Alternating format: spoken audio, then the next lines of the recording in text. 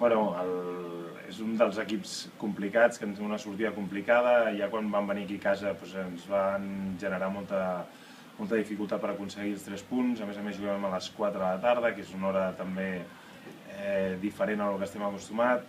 I aquesta segona volta s'està demostrant que qualsevol partit és complicat, perquè la gent ja es comença a jugar als punts, la gent es comença a jugar al descens o poder lluitar per zones de play-off, i ara tothom va al límit per intentar aconseguir, llavors hem d'estar molt fins per intentar aconseguir els 3 punts. El fet d'haver guanyat dissabte jo crec que és positiu, veníem de 2 derrotes, havíem de trencar la dinàmica aquesta negativa.